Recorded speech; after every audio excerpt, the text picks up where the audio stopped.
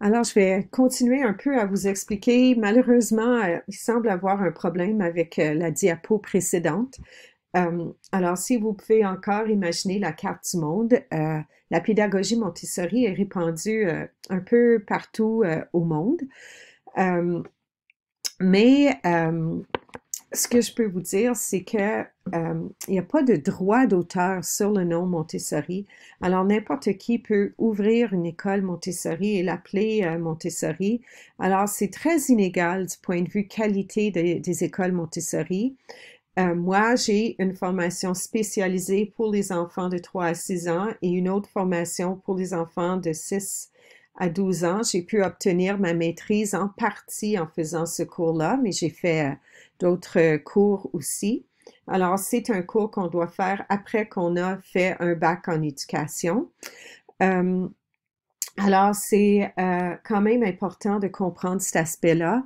Alors, la formation que vous allez faire avec moi, c'est une introduction à la pédagogie Montessori. Vous allez avoir 45 heures de travail, 45 heures théoriquement de cours, puis peut-être 135 heures de travail en tout avec tout ce que vous allez faire autour du cours. Je peux vous dire que je vais parler en partie de la pédagogie Montessori, peut-être majoritairement de cette pédagogie-là, mais on va aussi aborder la pédagogie Waldorf, parler des écoles alternatives, de toutes sortes d'innovations qui peuvent y avoir. Alors, une formation officielle Montessori de l'AMI, c'est plus près de 800 heures de formation. Alors, c'est important de comprendre la différence entre les deux. Alors là, on va regarder la prochaine diapo. Alors, les fondements de la pédagogie Montessori. Je trouve que c'est important de comprendre cet aspect-là. Alors, vous avez tout très bien identifié le fait qu'il faut être autonome. Ça développe beaucoup l'autonomie, la pédagogie Montessori.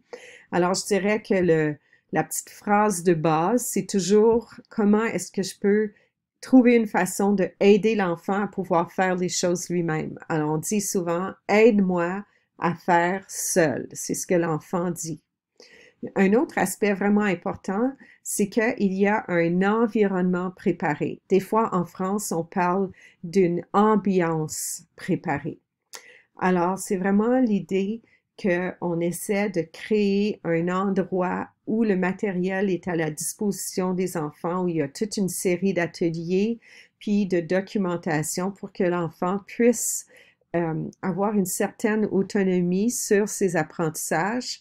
Plus l'enfant est jeune, plus l'enseignante va guider. Si l'enfant se montre autonome, euh, les limites vont s'élargir. Si l'enfant se montre autonome et responsable, c'est ça qui va arriver.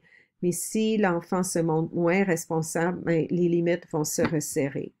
L'autre chose, c'est l'idée d'avoir des groupes multi-âges. Alors, j'ai essayé de simuler ça un peu en ayant comme Anne-Sophie qui était là pour nous aider. Et puis, il y a plusieurs autres étudiants et étudiantes du BEPP qui vont intervenir de différentes façons dans le cours.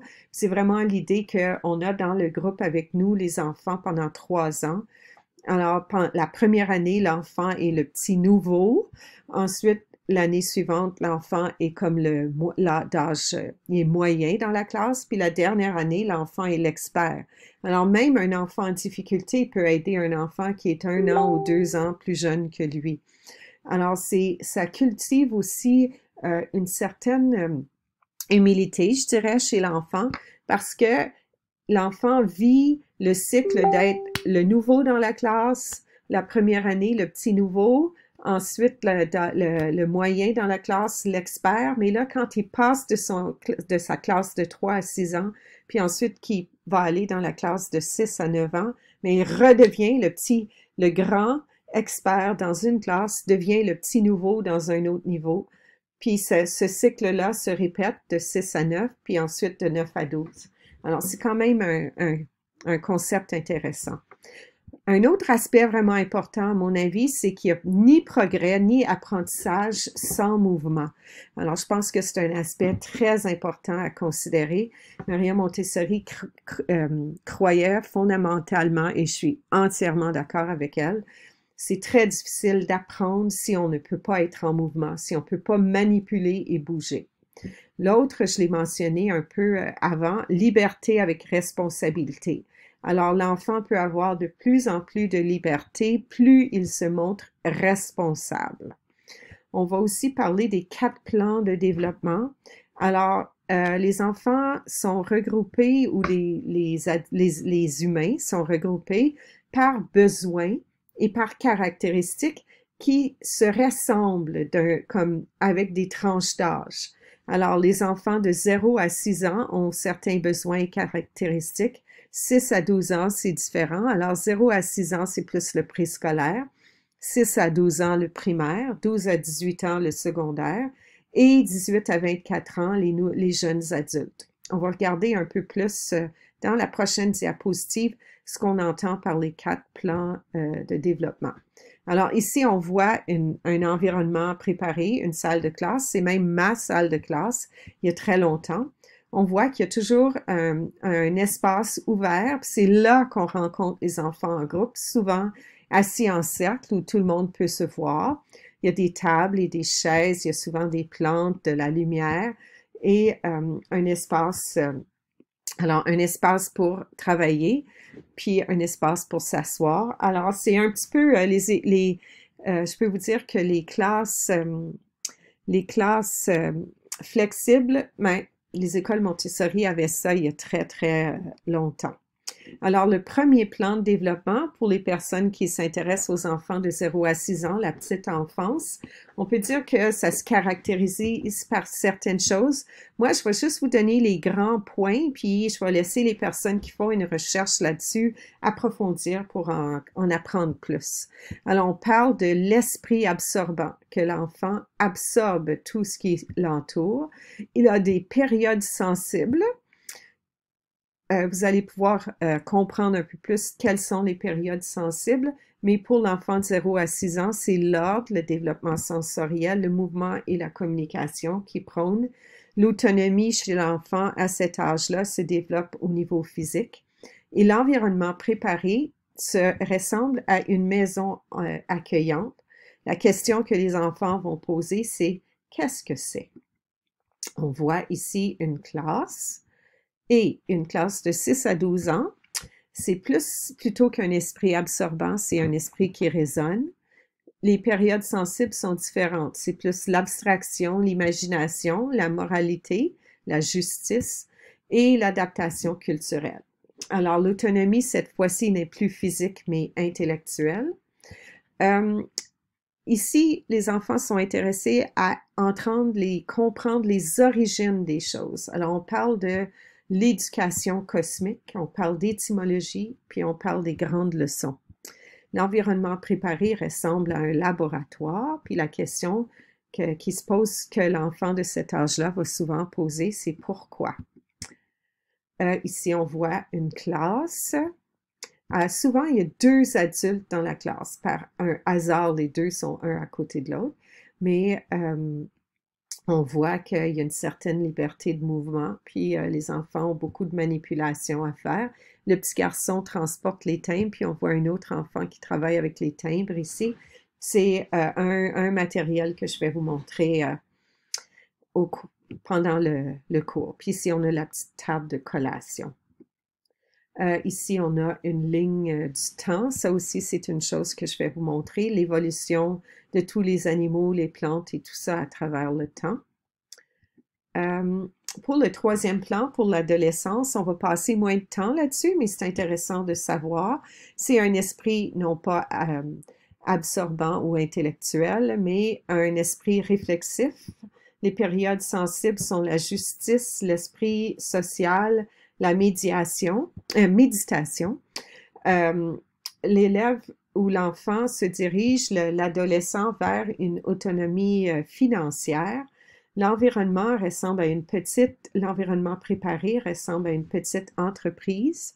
Puis la question que les adolescents se posent, c'est quel rôle est-ce que je veux jouer dans la société? Alors ici, on voit souvent les petites entreprises qui peuvent se développer. Ici, on voit un jardin, puis les adolescents qui apprennent dans une école Montessori pour adolescents. Le 4e plan, c'est un peu vous autres. Alors, c'est le jeune adulte. Alors, c'est un esprit que Maria Montessori n'a pas vraiment nommé. la période sensible, c'est devenir un homme ou une femme qui peut aider dans la société, qui peut contribuer. L'autonomie est complète, physique, intellectuelle et aussi financière. L'environnement préparé, c'est le monde entier. Puis, la question, c'est comment concrétiser le rôle que je vais jouer dans la société. Ici, vous voyez ma classe. Je pense que vous l'avez déjà vue. Je pourrais vous raconter une histoire de plusieurs de ces personnes-là maintenant. C'est intéressant de voir où est-ce qu'ils sont rendus. Alors, l'horaire typique d'une journée de classe, les enfants font l'entrée en classe, dans une classe du primaire, et décident un petit peu ce qu'ils vont faire. Des fois, il peut y avoir un cercle qui se fait au début de la semaine pour un peu savoir ce qui leur attend comme travail.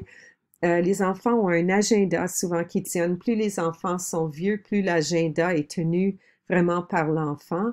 Mais il y a toujours des activités obligatoires qu'ils doivent faire dans la semaine et des activités plus optionnelles.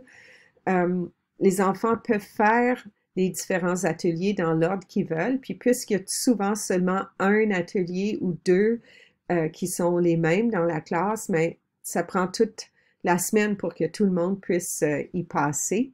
Puis habituellement, avec les 3 niveaux d'âge, il y a environ 8-9 élèves qui doivent faire un atelier spécifique dans la semaine. Alors habituellement, ça fonctionne assez bien. Tout le monde a le temps de faire les ateliers obligatoires de la semaine et aussi de faire d'autres ateliers.